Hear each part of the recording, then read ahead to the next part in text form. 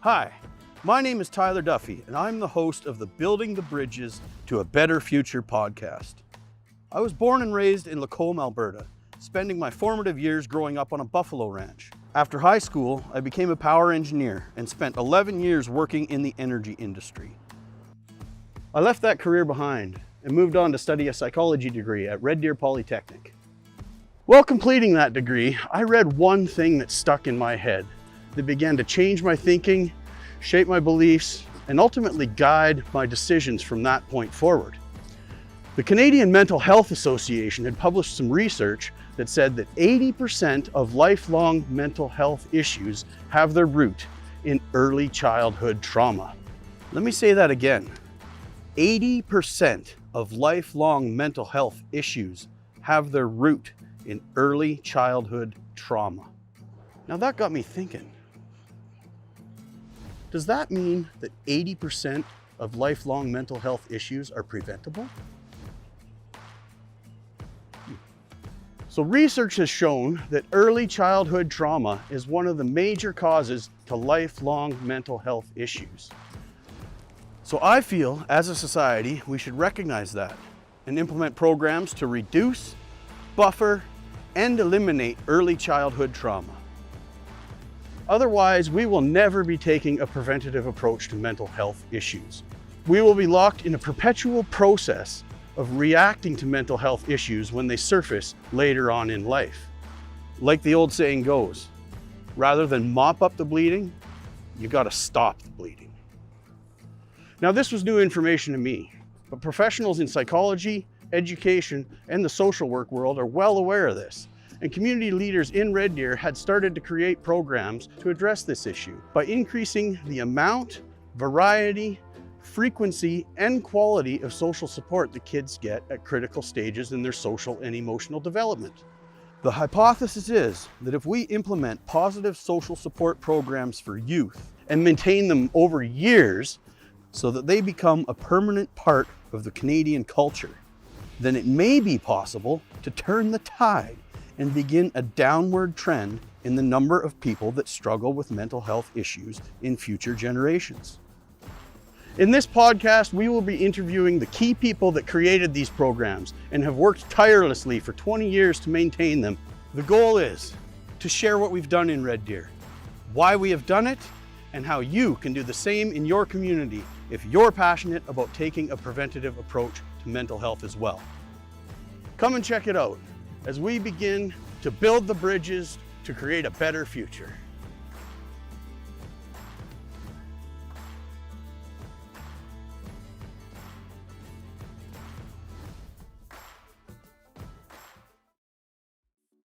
All right, welcome back to the Building the Bridges to a Better Future podcast. This is all about engineering a more positive future through early childhood development. It's my belief that however, the shape that society takes 10 years, 15, 20 years from now, there's a connection to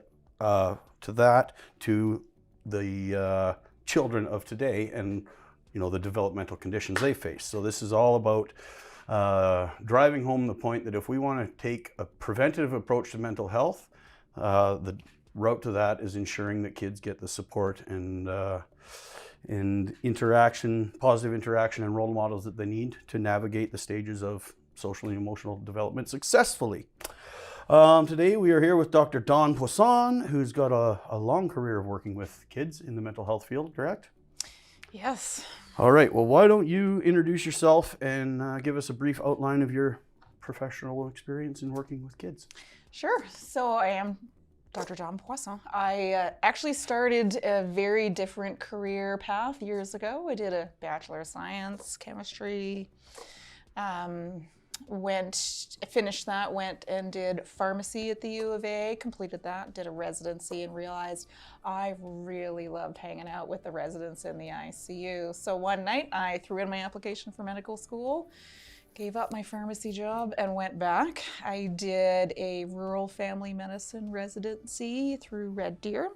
traveled all over rural Canada, and a little bit briefly down in the States for some addiction medicine training.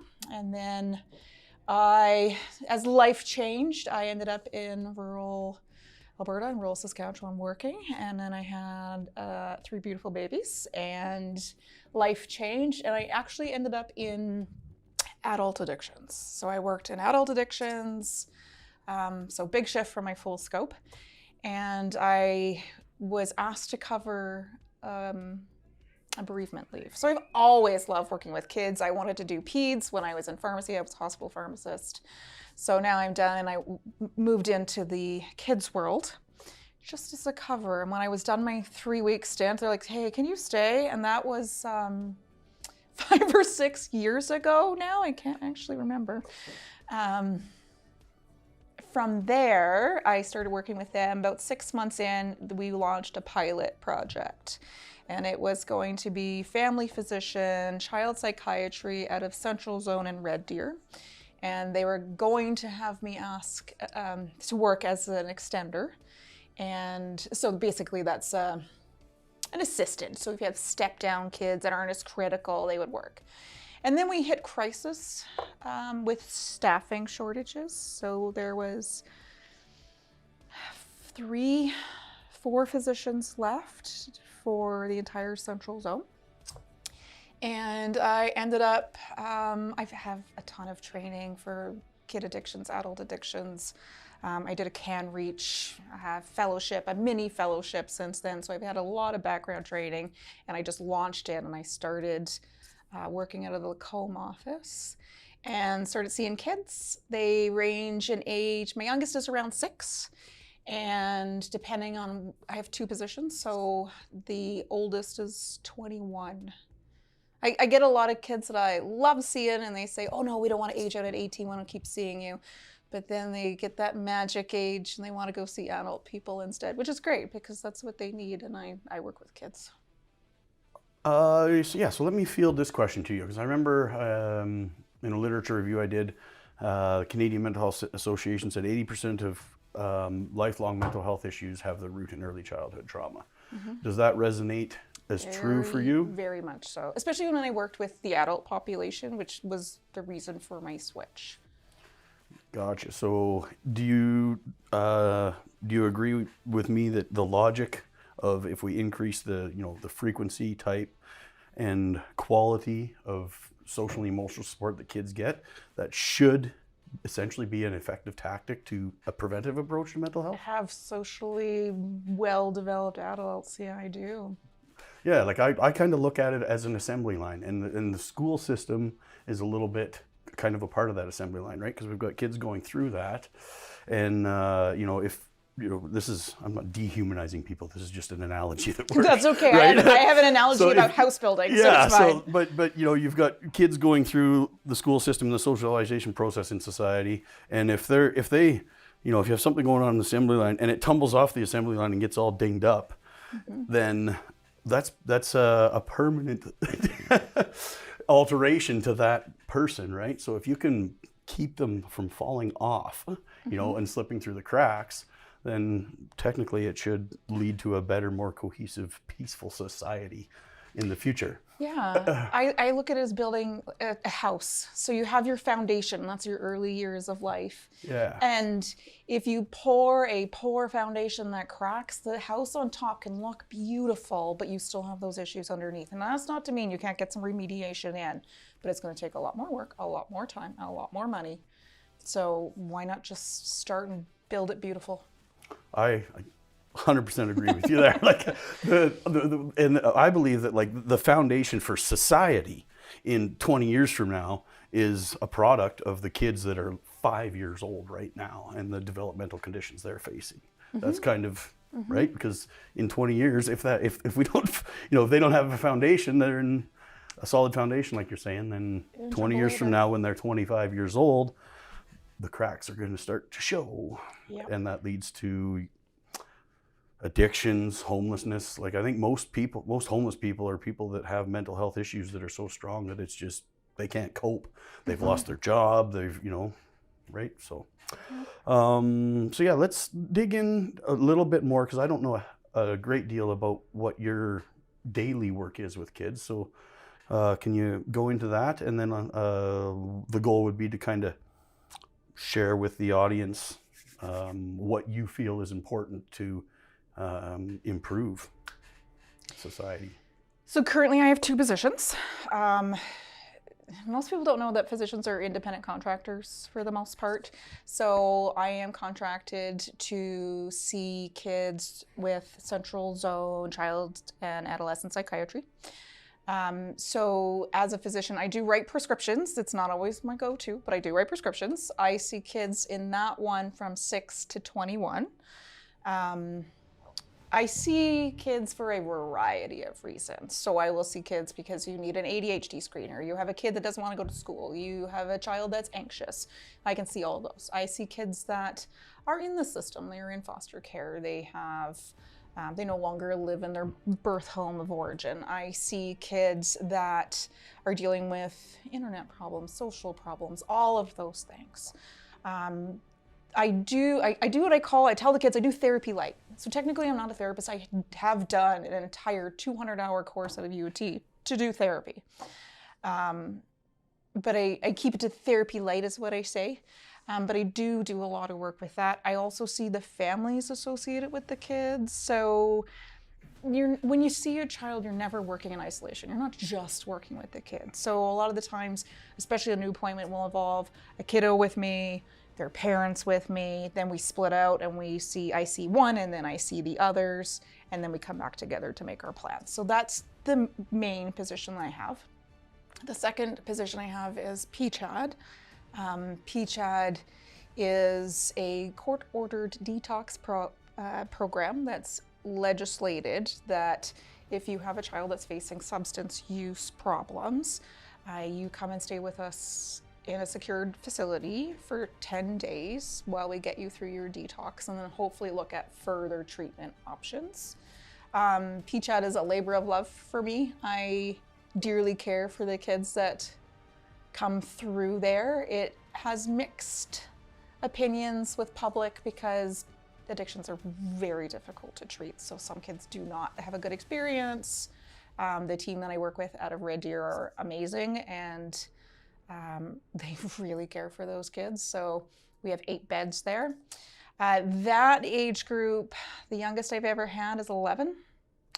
And the oldest that we can have is to admission is 18 minus a day, because you have to be under 18 to go in. Gotcha. So the children that come into your care, how does the program that you work with seek to help them, and what are some of the things that they do to essentially remediate that foundation? Yes. So we have a triage system. So physicians, therapists, nursing, anyone can refer into us. It goes to our central triage group. They assign the cases based on personal interest. So everyone knows I do a lot of addiction work. So I see kids that have substance use problems. I'm happy to see those kids, right? So we all kind of are niche work. For example, one of my colleagues does a lot of psychosis work. It's not my area of expertise. I defer to them. So they triage them accordingly.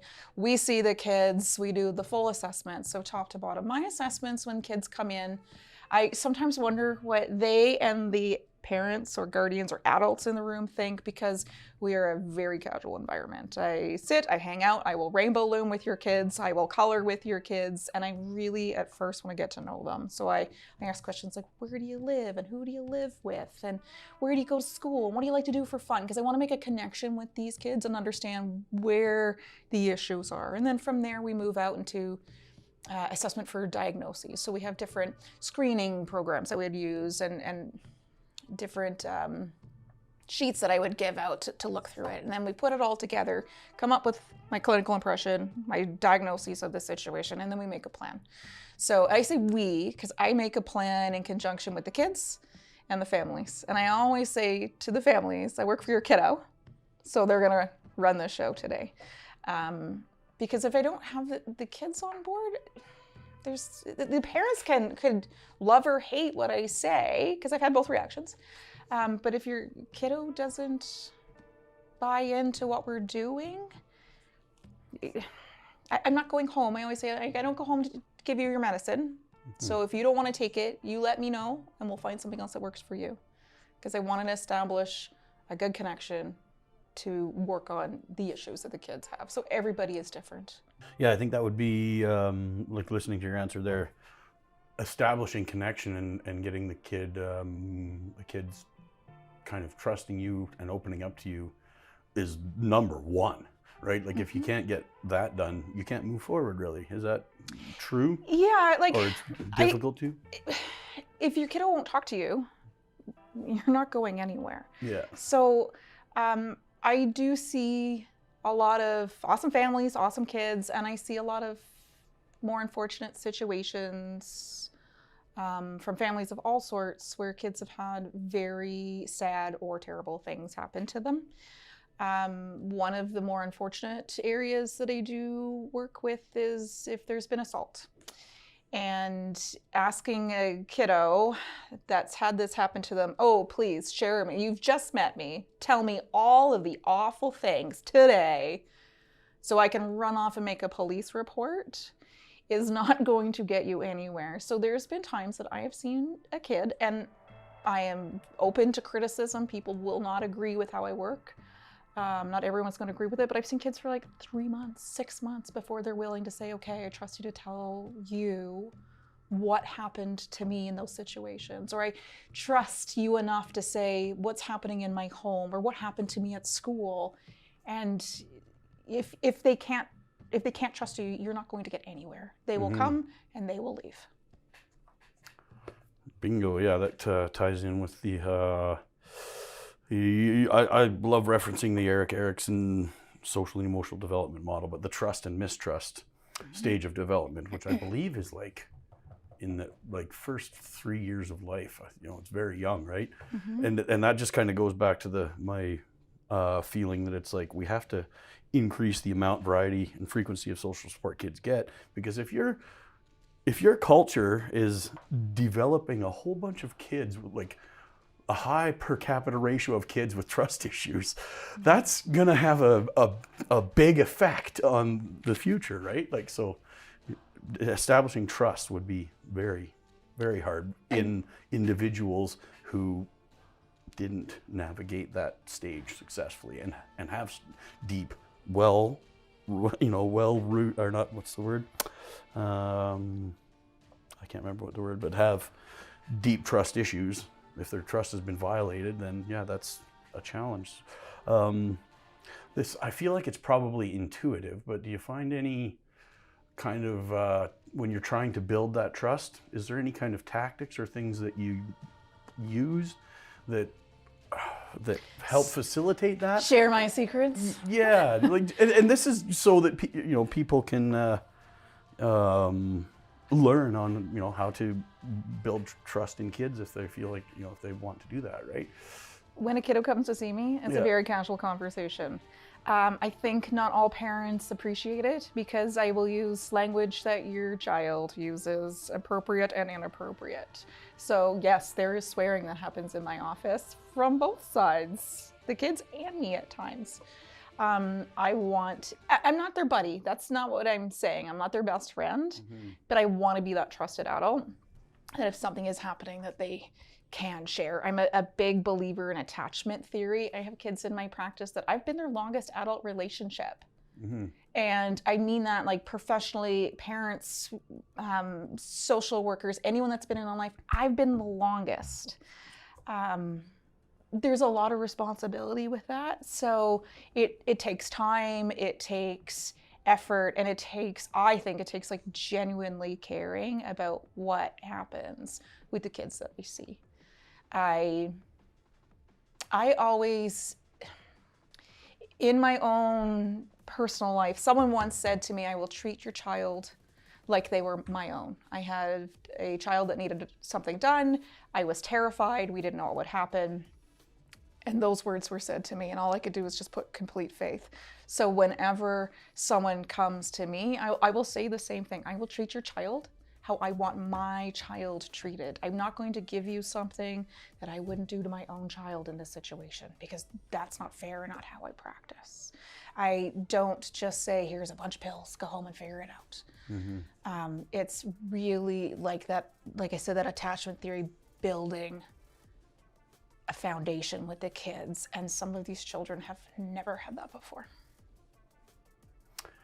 Is that something, that's not on our list of questions, but do you want to, because it is something that you're very passionate about, do you want to dive into the attachment theory and what you think it's important for people in general to understand about that? So if you look at attachment theory starts from the moment we exit the womb into the world. You're looking at relationships and bonds, and a lot of the early bonds are established with baby and mom. It doesn't need to be, it is primary caregiver. And they have done lots of studies where they'll have a mom sitting in a room and she doesn't respond to her baby, and the baby will cry and try to get her attention. And then, mom gets to respond again, and they talk about afterwards how hard it was to not respond to their baby. But it's that building blocks of, how do I get your attention? How do you give me back attention? How can I trust? And that really just builds. And it starts early in childhood development. Like, you'll see little tiny babies cooing at mom, smiling at mom or dad or primary caregiver from 5-6 weeks. And it just builds from there. So if you're having a disruption in your attachment with the person that you're depending on, that can set you up in different ways. You can have anxious attachment styles, you can have avoidant attachment styles, and those are something that we've all seen and just don't know what it's called for the most part. So if you've ever felt that you were dating and, why isn't she calling me back? Why aren't they responding to me? I get worried. I'm just going to overflow the text messages. That's a little bit of an anxious attachment theory presentation. So the anxiety that you feel of, why aren't I getting the response back? You can also have avoidant attachment theory. We have a problem with each other. Cool. I'm going to give you the silent treatment now. I'm going to avoid all those problems. I'm going to avoid the conflict. Somehow, anecdotally, those people find each other to have a relationship together. You can also have a disorganized attachment theory.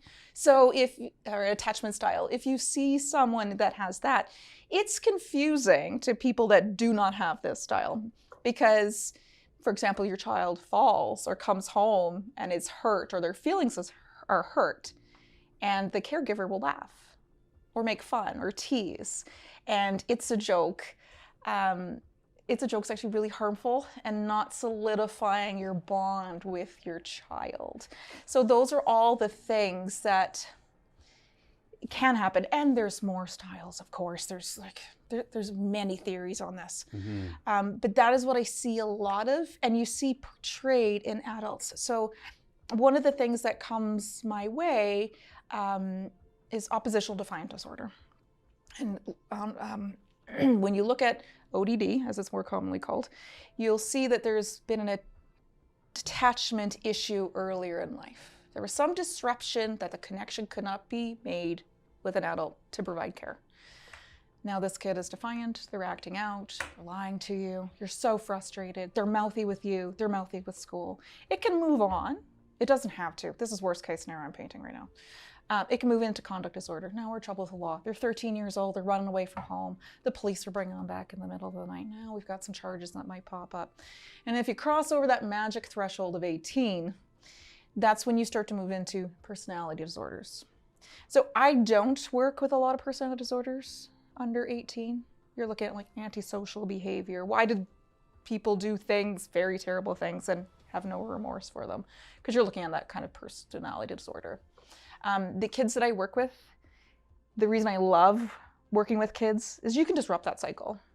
You can give them an attachment later in life. It will not be as easy as if you'd had a picture-perfect childhood from the start. But you can build it. There will always be slips because you go back to your origin story. Anyone who's ever parented a kiddo who may have been from the 80s or 90s might have heard the words from a parent, quit crying or I'll give you something to cry for. right? Quit crying, or I'll give you something to cry about.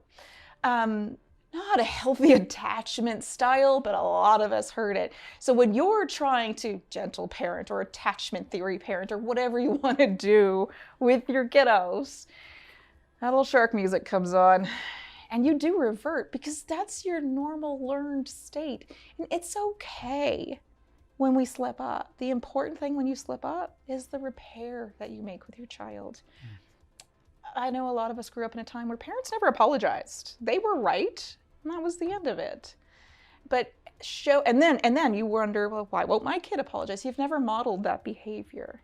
So apologizing to your kiddo, that repair that you make with your child when you have messed up, and say, hey, mama wasn't right. I shouldn't have said that. I shouldn't have gotten angry about that. Let's work on it. I'll do better. Honestly, trying to do better, that repair that you make with your child does heal and build that foundation. We've all done something we regret. We've all said something to our kids that we're like, oh, I shouldn't have said that. We're all human. None of us are perfect. Is there any other, like you said, apologizing is a one way to, a tactic right? You can use to repair or strengthen that attachment or whatever. Is there any other tactics that that you can share that other, that people, anybody can use in their life to, create a positive connection with kids? So this blends professional and personal philosophy. Okay. I truly believe you need a connection with your child. It is, I'm gonna say something that doesn't sound like it makes sense. It is easy to have children. It is easy to have kids because you need two things to come together. You have a baby and there it is. It is very hard to be a good parent. I truly believe parents want to be loving. They do love their children. I agree with that 100%. Right? Yeah. Is it always the way you want or the way you would hope? No, it is not, because we all come with our own baggage and our own trauma from our own childhoods and the things that have been done to us with time. So it might not be the ideal situation that you hope for, but I genuinely believe parents love their kids. And I could see someone watching this and be like, well, kids get apprehended and kids have bad things happen. Yes, they do. That is also true. You can have both of those things together because people are human and sometimes we do bad things. So it's really hard to be a good parent. It is really hard. And you can look at any of those TikTok, whatever feeds out there, social media that shows all the ways you can be a good parent. And I really personally, professionally believe it boils down to connection, engagement, and being aware. Not necessarily, not the helicopter parenting. I watch every move, I check every social media post, but knowing who are your kids' friends? What are their names? Where are they going? What are they doing when they are outside of your house? What are they looking at on the computer, on their phone? Who are they texting? What are they seeing? I'm not a perfect parent. I've been surprised what pops up on my kids' phones, iPads, Roblox. It happens to all of us. It's just that here's the rules, this is what we're following, and scaffolding your kids. So that's another tactic that I strongly believe in. You have this child, and if you don't teach them how to do the steps, like your baby didn't go from laying on the ground to running. We had all those steps that you did along the way. It's the same thing when you're raising them. If you want to see the behavior, you have to model the behavior. You have to show the behavior. You have to correct the behavior. You apologize when you mess up the behavior. So scaffolding is building on those blocks from below, just like building your foundation, your house up. You're doing that with your kiddo. Gotcha. Yeah, scaffolding is I remember studying that topic in psychology, and yeah, it's very important and it's very complex as well. It's very complex. And that's why you got to kind of, like, I'm not an expert on this, but it's like you got to kind of pay attention or be in tune and active listening to where are they at. Okay, what's a next step I can teach? Because this is just a feeling from my own personal life. If you don't pay attention to where they're at, sometimes you're trying to get stuff across that they're not ready to receive yet. right? Like you're not teaching calculus when they're doing addition. Yeah. You've got to put the steps in between. I think you can make a kid feel overwhelmed and disempower them and essentially undermine their confidence by not being in tune with where they're at in that scaffolding process and trying to, put too much on them too fast, and they're just overwhelmed, and then they kind of check out and they feel bad. And I do work with parents as well. Like in our sessions, sometimes I have parents book sessions with me about their kids, about how they want to be a different parent or a better parent. But just usually I want to parent differently than what I've seen or what I experienced. And that takes a lot of humility, a lot of reflection, a lot of introspection. Those things are hard to find too. Mm-hmm. A lot of us, my dad said to me a long time ago, and I still recall this, I was tiny, and I said I wanted to be like him. And he said, no, hon, I want you to be better, because that's what parents should do. We should make life better for our children. And I truly believe that. I want my kids' life. I am not complaining about my childhood. I had magic, I had problems, we had it all.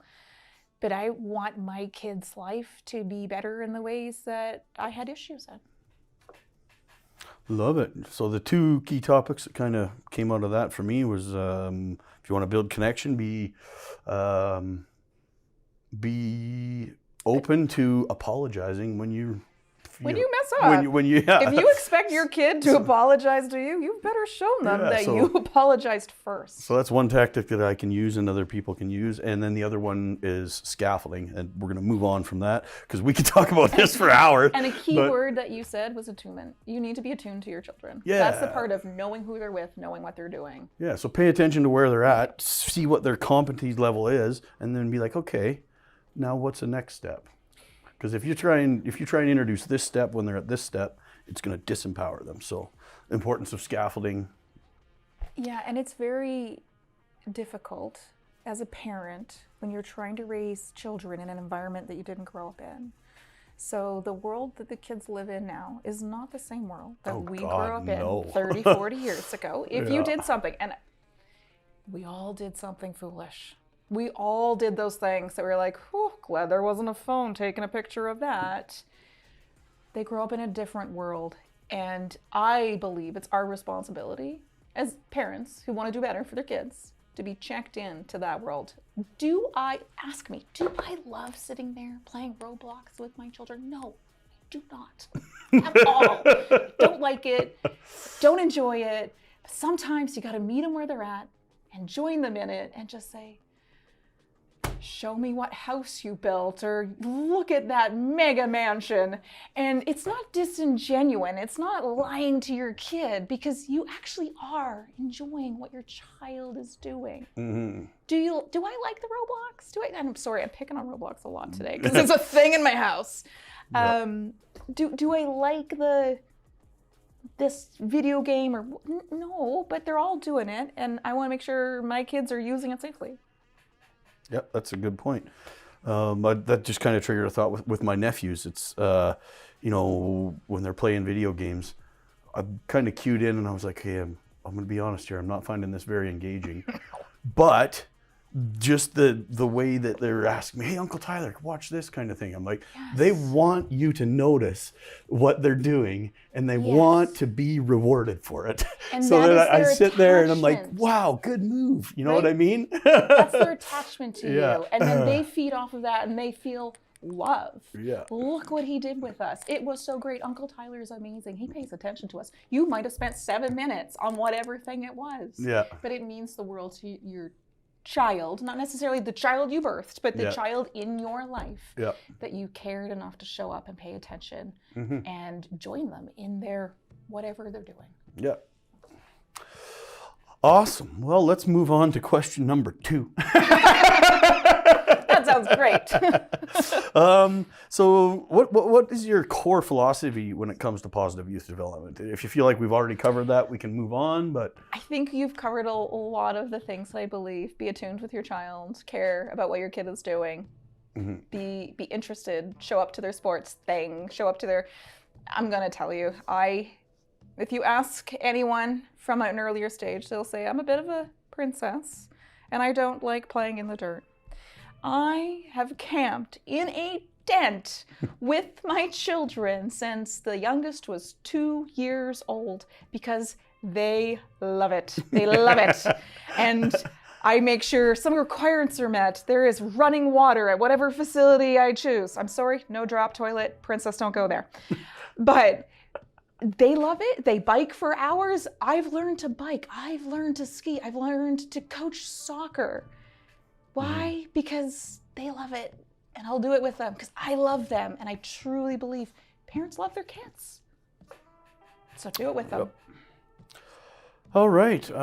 In the modern world, the post-internet era, like this is, I like rabbit holing down this one, you know, I'm going off track here, but like, let's assume that the human race lasts another like 3,000 years. It might be a big assumption, but let's assume it does. I think historians millennia from now will talk about, you know, there is they've changed it from before death and after death to common era and before common era, right? But there's that as a marker, and then 2,000 years later, the internet comes out. And honestly, I think that it's like such a big change that it's changed our world and culture forever. So kids growing up in the post-internet era, what do you feel they're missing the most? That we, as you know, because it's changed society so much. What do you think kids are missing the most in the post-internet era of human history? So listen, I will be completely honest with you. Please do. By the time my third baby was born, I had 3 children and the oldest was 3. It is very hard to feel as a new mom. Like, you don't need 3 to feel this way. I felt this way with 1. To feel like you have your connection and you're raising your kids without the connections that we would have had once upon a time. Like, we lived in more communal states, as my best friend archaeologist tells me. There's families, villages, groups raising children together. Mm-hmm. I would say I was raised in a similar fashion, sort of. I didn't live with my aunties, my uncles, my grandparents. We were far away, but we had a community built around us. So the neighborhood, if you were out doing something you weren't supposed to, your parents knew before you got home. I feel we don't live in that society anymore. You might find it on whatever, well, if you're old, Facebook or whatever, Discord, it might be posted there. Yeah. I have seen those posts about this kid did this, but there's not that same, hey, so-and-so, I just found little Johnny, I'm bringing him home, right? It's not that community support. So when I was a new mom, I was in a new town, I was with a new husband, my social network was gone, I knew no one else around me, and it was incredibly, crushingly lonely. He's out to work, I'm home alone with the baby. I'll love this baby. I'll love this baby more than life itself. But you need an adult to talk to. You also need an adult to say like, oh, this is what I did. So I really worked hard at establishing those groups. I actually made it an objective that if I left the house, I would consider giving, and I would go to a mom group, right? I'm not just wandering randomly out. I would go to a mom group and I would say, okay, hey, this is my number. I'm new to town. Maybe we should have tea, play date, whatever, just so you could make those connections with other people. And I have had some significant influences in my life. People, I was in Cold Lake. I locumed for a colleague.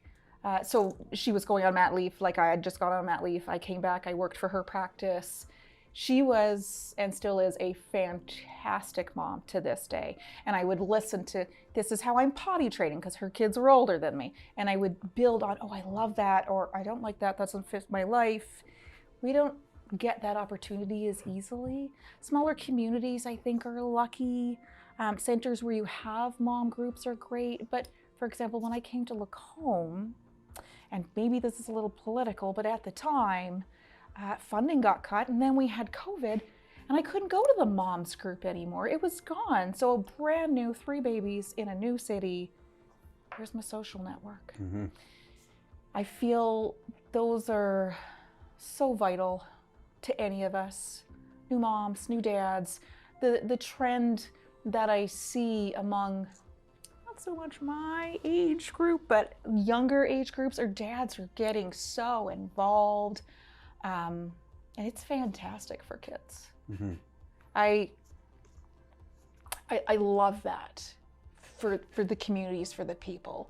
I feel like that's really what we're missing, and I would love to see it built up. Gotcha. So correct me if I'm wrong, but this is what I pulled out of that. You feel like we need to reestablish community connections, in-person connections. Not so much like, hey, because I don't know if society's evolved into this or not, but we're all sitting at home with our devices, lonely, and some like depression, you know what I mean? And we're sitting there wondering why we don't feel good about ourselves because we're not going out and interacting, and sharing the air and sharing the space. Yes, together. Like, do you need those I'm staying at home days? This is a me day. I'm going to couch rot and doom scroll for an hour and whatever I'm doing today. Yeah, we need that too, because you need your chill time. But you also need the connection in person with a real life human being that you can do things with, not just. My favorite meme, I'll tell you, my favorite meme is a guy, and he's wearing a football helmet, and he's like, "Hi 911, how are you?" Right, that's not just what we need. We need the in-person, how are you doing? How's this going? How's Junior? There's a documentary that talks about this on Netflix called, it's got a harsh title. It's not based on the title, you're like, Jesus, what is that about? But it's called Join or Die. Harsh. Right? Yeah. But it's this brilliant social psychologist that started researching social groups like back in the 60s, and he's still doing it. And basically what he's identified is over a period of like 40 years, membership in community groups, like let's say your Rotary clubs, he's talking about any club, right? Bowling clubs, dart clubs, or whatever. They've tracked this, and over 30 years, it's just trickled down, right?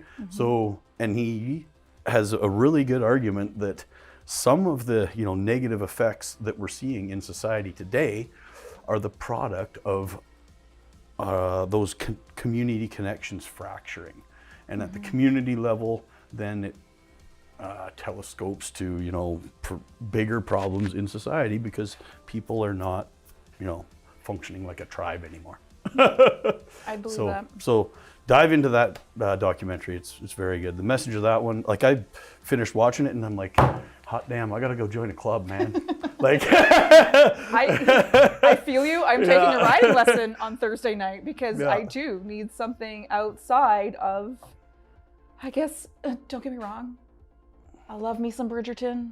On a Friday night, if I'm going to watch the show, comes out again this week, I will probably watch it.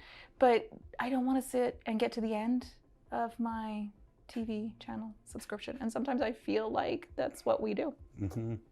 I have watched to the end of television. I've said that before. I watched all of Netflix now, I'm sorry. This question here, we kind of talked about this already, but let me ask it and see if it triggers any new thoughts. How important are the first 5 years of life to a child's long-term emotional development?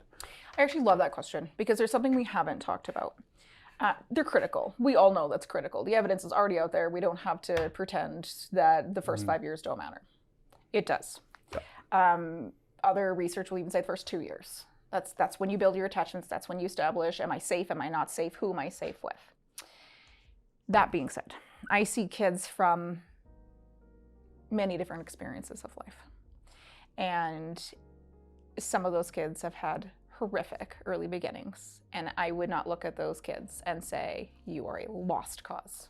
There is nothing I can do to help you.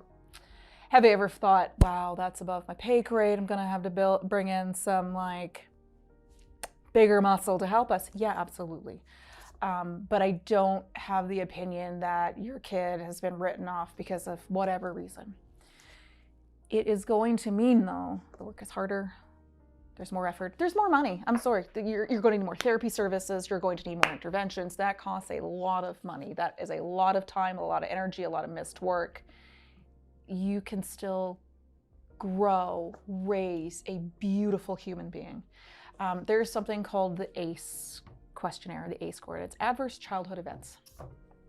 There's 10 questions on this questionnaire, and it talks about things. Have your parents been divorced? Have you ever been made to feel less than by a parent? Have you ever watched a parent abuse another parent? Has one of your parents been incarcerated? Were you ever homeless? Like there's quite a range of questions, of material in those 10 questions. You can score a perfect 10. You've had all of the horribleness happen to you. You've been beaten, you've been assaulted, you've had all of it. And you can still have a wonderful adult outcome. It's just, did you get intervention? Who gave that intervention? Who is there to continue to support you? Mm-hmm. I feel like that's such a crucial message, because a lot of people are like, oh, I don't want to get involved in that situation. The comment I hear a lot about, because I work with the foster system, oh, we would never adopt a kid that age. They've got problems because of what happened to them. We all have problems. How are you managing those problems? It can be successful. It is gonna be hard. What are some kind of things that we can do as a society, maybe that we're not doing right now, or things that we are doing right now that could be improved on, to help out kids that are scoring high on that scale? Funding is always an issue. So if you're going to look at, oh, I want something that's funded, it's going to be really hard.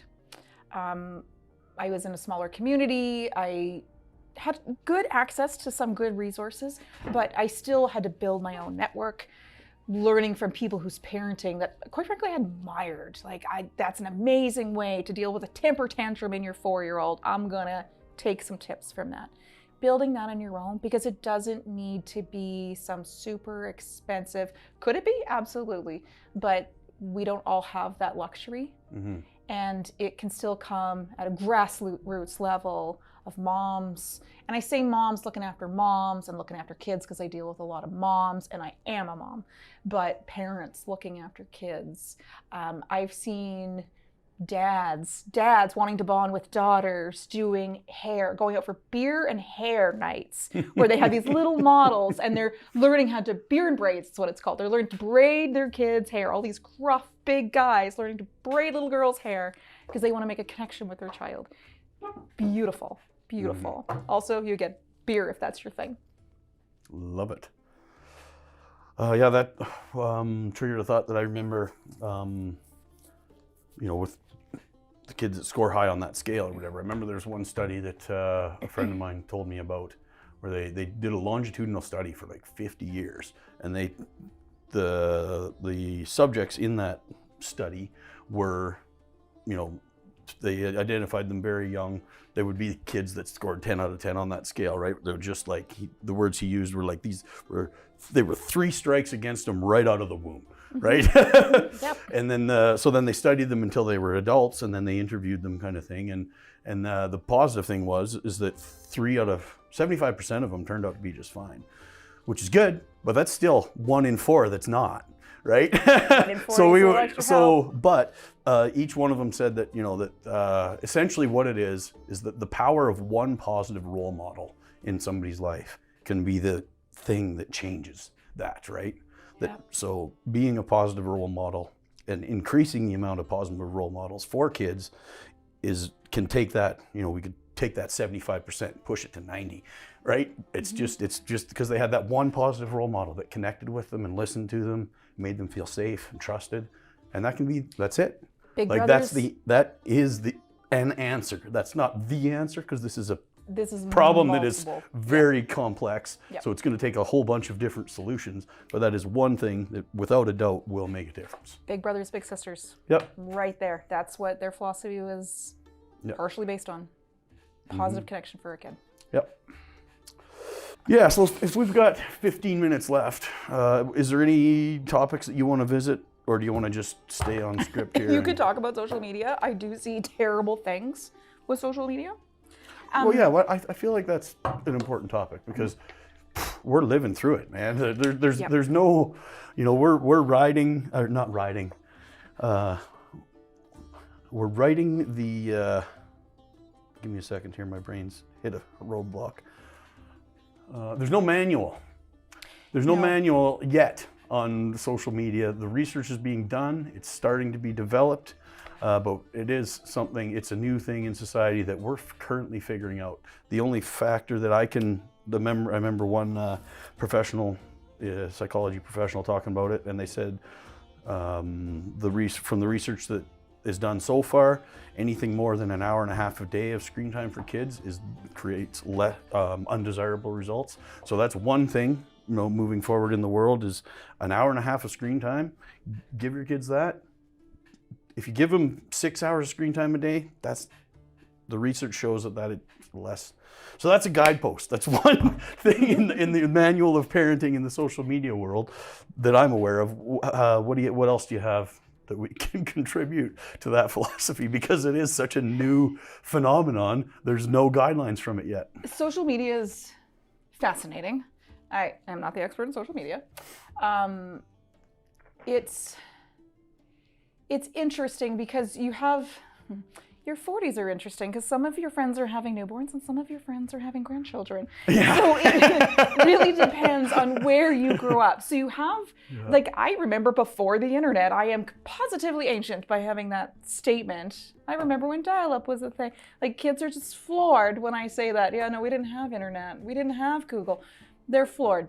But there are younger parents than me who don't remember before the internet, that you were talking about CE and current era, before internet. Yeah. It's not going to be long before everybody that was alive, all us pre-internet babies, in 20 years, 50 years, eventually there's going to be nobody left alive that knows what the world was like without the internet. Anyways, exactly. Proceeding on. So I'm gonna give you a little truth tidbit. Yeah. Your kids are smarter than you when it comes to the internet. Why? Because they cut their teeth on it. They don't remember. They don't remember dial-up. What is wrong with you that you had dial-up? They don't have a clue what is that noise. Mm-hmm. They can get around your controls. They can unblock your internet. They can have burner phones. I've seen kids caught with burner phones. There is a will. There is a strong will. You cannot circumvent that will. They will find the way. I don't love social media. I will not lie to you. I don't love it. I have a very little social media presence. Very little. Because I find it takes my joy. Comparison is the thief of joy. Social media is about comparison. It takes your joy. So if you are able to use it in a positive manner, like me and my little horse videos that I love to watch because it makes me happy if I'm just needing a chill night. Great. You're not going to be able to remove it from your kid's life. You need to teach them to be smart about it. Now,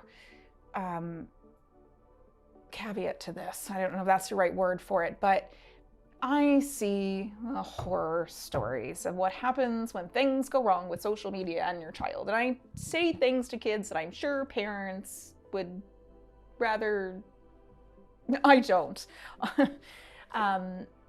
Your kids are going to do things. We all did things. So let's talk about sexting, if that's okay.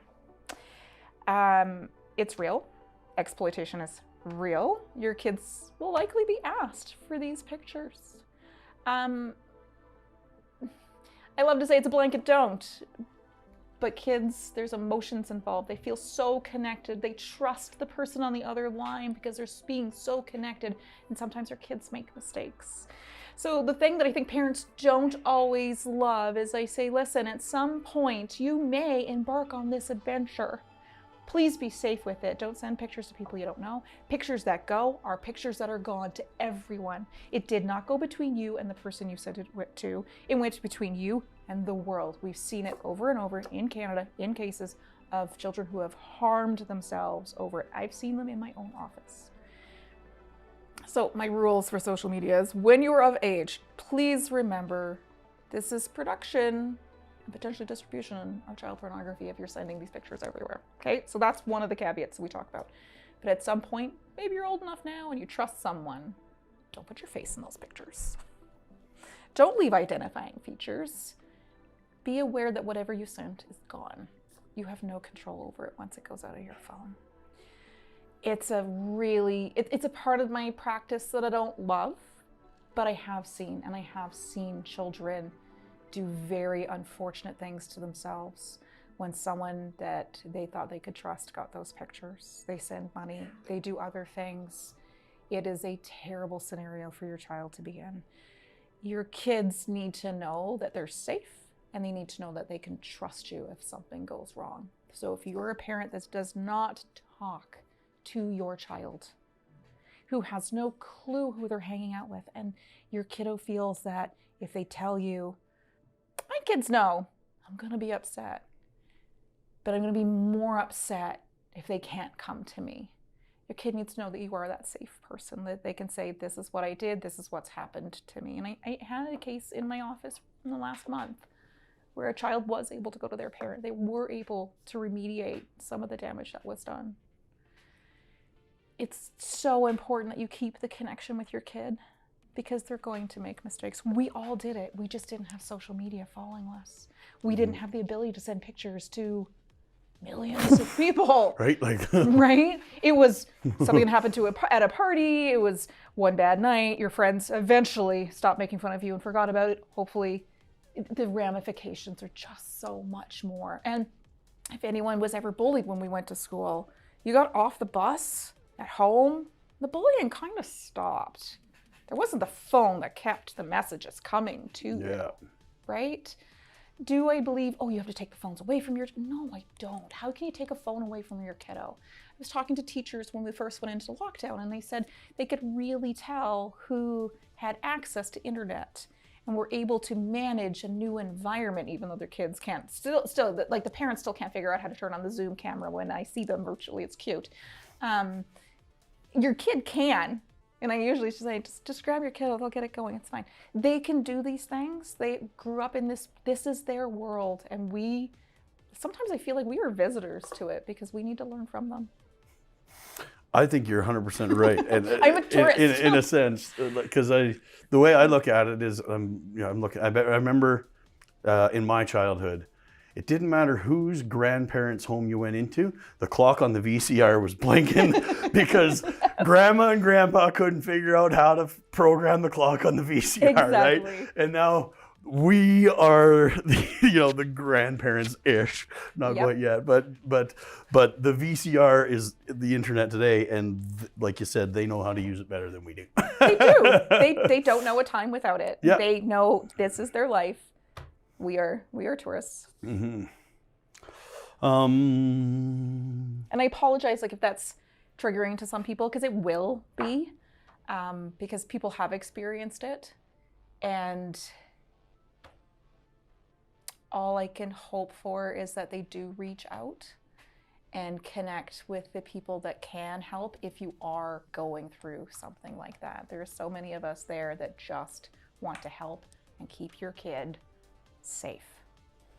Gotcha. So why don't we recap that just with kind of bing, bing, bing. So the one point that I have to add, hour and a half of screen time is safe. More than that, not. What are what are some points that you feel are good to share with parents in the social media world? That's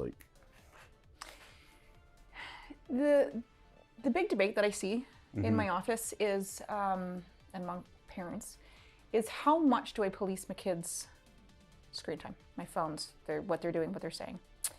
I don't feel like I'm the biggest helicopter parent. People that are less worried might say I am more helicopter. I also don't feel like I am the chillest. I'd like to come to some middle ground. My kids have access to devices that they can contact friends. There's things that I don't want them having access to. There are sites I don't want them having access to. They all love YouTube. I don't. We have to navigate it safely. So whenever there's a situation where they can be in contact with the bigger world, I do spot checks. I will admit, I do not have the time to sit every day while they're playing their games, right? If there's a change in behavior, that's different. What's going on? What you doing? Who are you talking with today? If they can add friends, oh, who are the friends? Who are you talking to today? And they know. And they know, and I know, because I have messed up too. I have let it go for too long and then be like, well, what's that person saying? I just happened to walk by the room. Oops, parent fail. But it happens, and you can't sit and beat yourself up about it. Just bring back the connection. Who is this? What is safe? Who are you talking to? So I also believe that as your child ages, the point of successful parenting is have your kids fledge and leave the nest and be successful adults, right? They might come back for guidance, more of like an elder relationship. They might come back because they need assistance, they want advice. That's a beautiful relationship, but they don't need you for every step of the way anymore. And they can't learn that if you don't give them the ability to learn that. That's scaffolding we talked about. So doing spot checks and making sure your kiddo is able to graduate is really important, whether it's online or in person. Like, do I let my 10-year-old walk to the store across town on their own? No, I do not. Do I take them together so they learn the way and eventually they can gain that privilege? Yes, that's reasonable for me. Different people have different comfort levels. You have to work within yours. And if there is a problem, you have to reevaluate your comfort level with, did I maybe give too much freedom or too little freedom too? So what, that's a brilliant answer. I love that, like spot checks. So what kind of a, for your matrix, right? What kind of behavior would you look for that would kind of cue you in to be like, maybe I should check in with what they're doing on their device now? Like you said, a behavioral change. So yeah, so I feel I parent the way I profession, right? I'm not going to give you advice and I'll follow it myself. I make mistakes. That's usually where my best advice comes from. Hey, I made this big mistake. Don't do what I did. Yeah. When I also feel I'm pretty in tune with my kids. I know when things are going well. I know when their friend's situation is not going so well. And I generally know their demeanor. I find I don't always know why something changes, right? Maybe they're acting differently. I don't know why. I know something is bothering them. My kids are still young enough, and I had a family member who did this all the way through until her girls graduated high school, and she would do the spot check. And my spot check is the same time as hers. It's the evening spot check when they're on their own, they're kind of having the feels, they want to talk to someone, they don't know how to bring up this conversation. So, I mean, I've gone from snuggling in the bed with my kids when they were little to the chair beside their bed, but it's still that check-in. How's your day? What's going on? I hear you're having an issue with a friend. When it's a flag for me is when something is very different, very off. And the one that comes to mind is all of a sudden, you don't have access to that device anymore. You walk in the room, the device goes down, goes under the bed. That's a flag. If you have an open communication household, yeah, you should give your kid privacy. They're going to say things with their significant other at some point. But you need to think, what was I doing at that age? It's more than I remember. How do I need to keep them safe? Because I don't want them to end up in a situation that they are unsafe for whatever reason. So when the hiding starts, it's when I start asking more questions. And that's when you tend to find there's struggles. I fully believe I don't always know the why, but it will come out with time. The more time you give, the more they're willing to open up and say, oh, hey, this is actually what happened with my friend at school, on my phone, whatever. Not everyone feels comfortable with that. There are other people your kids can talk to. Our department, psychology services are not cheap. Private psychology is very expensive. It takes a long time to build a bond. But our department, for example, can give 6 to 8 sessions of publicly funded services for your kid. So if there's something that they need to go and talk about, they can say it, and the person that's hearing that information can bridge the gap.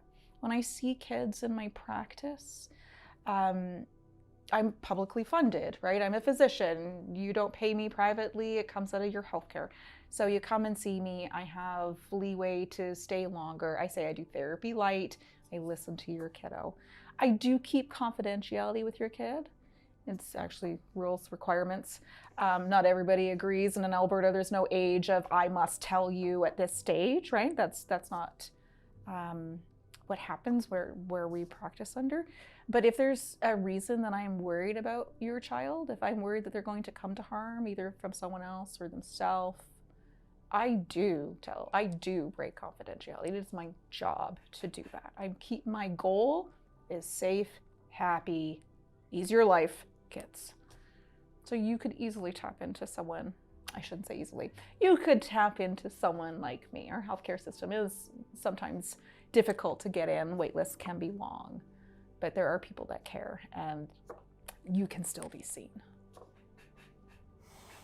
Gotcha. Yeah, that's something I bring up with a lot of people too, because it's whatever, friends going through problems and stuff like that, and they're like, "Well, I can't afford it," and I'm like, "Go to because I did this. There was one point where I was tanking hard, right? Like, and I'm doing a psychology degree, and then I'm like, okay, dude, you got a self-awareness. It's time for you to go to talk to somebody, right? Like, what's going on in your head? This is not healthy, right? So I went to the walk-in clinic, and I started talking to the doctor, and I was like, as soon as I opened my mouth, and I was like, yeah, I'm struggling with this and that, and he's like, okay. Like, he didn't even want to hear it. It's not his job. He's like, okay, well, we'll get someone in here, and like you said, you get, I think at the time it was 8 to 10 or something like that, free sessions, right? So yep. So that is a resource that I don't think a lot of people know is available. And the way you access it is just go to a walk-in clinic and say, hey, I'm struggling with some depression and whatever. The doctor will automatically refer you to, publicly funded therapist. And you can go into, like, I work in Lacombe Community Center. You can go up, you can refer yourself. You can refer yourself to see a mental health therapist. What I sometimes see is they refer in, they get the therapist, and then they send them, if the therapist does a few sessions and sees, oh, we're going to need more than just talking today, then they send the referral to me. I take those referrals too. Yeah. And I'm not saying it has to come to me. Yeah. But someone like me is happy to see you. All right, well, that is about all the time that we have for today. What do you want to leave the audience with for your closing comments? That feels like such a big question. Right. Let's wrap it up with a giant question that opens a can of worms that's going to trigger another half hour. I think one of the things that I haven't mentioned is we've all had bad experiences accessing healthcare. We've all had delays. We've all had waits that can be so long, and we get frustrated. A lot of us have made an appointment, gone to see someone, and it's either dismissed or you don't make a good connection. I see a lot of, we just didn't connect. If you didn't connect, it's okay. Not everybody connects with each person. So for example, I work with partners in my job. So if someone doesn't like my style, I'm not offended. I want you to have the best experience for you so you feel comfortable, you feel safe, you can open up, and you can get your issue resolved. I'll send you to a friend. I'll send you to a colleague. It's okay. If you had a bad experience, not every experience is going to be bad. Sometimes you need to look around and find someone that matches your style, your needs, your wants better. And it's a reasonable request to say, can I see so-and-so instead? Will some people be offended? Of course. But they shouldn't be, and neither should you be worried about it. Get what you need. Perfect. I'm going to rabbit hole a little bit down here for my closing comments. I think this is just like deep philosophy kind of thinking. I think ever since the Industrial Revolution, the way that society has evolved into single-family units has created a risk factor for positive social and emotional development, because it's fractured that tribal connection that our ancestors had for millennia, right? So I think the challenge of the modern, human condition is to figure out how to reestablish kind of those tribal connections in the modern world. And a tactic that works for that is get yourself and your kids involved in groups and clubs and teams. Like that is the social science behind that is very clear that will have a positive effect. And I if you're not a member of a club or a team or some sort, get out there and find one. My parents Right? had the same philosophy, and I put a spin on it. They said that they were willing to do, if we had an activity we were passionate about, they were willing to, as best they could, help us with that activity. They were willing to drive. Like I remember they had a brand new car, and in 3 years they put 300,000 kilometers on it because of activities, of sports, of driving them all around. Is that something that everyone's able to do? No, it is not. That was also 25 years ago. Yeah. So things have changed. But they always said if you were busy, not overscheduled busy, but if you were busy, you were involved, and you had social connections, you wouldn't get in trouble. Now, I spin that a little bit. I think you won't get into as much trouble because you will still find a way. But it's so true. The more people looking after your child, the bigger the family unit is, the better it is. Yep. Better it is for you, better it is for your kids, better it is for the community as a whole. I agree. And we should probably close on that, or we're going to spin off and we'll be here another 45 minutes. But all right. Well, thank you very much for your time, Dr. Poisson. And that concludes season 2 of this podcast. I've put in an application for season 3. So if that gets approved, we'll check in with you all in season 3. Thank you very much. Thank you for your time. Thank you.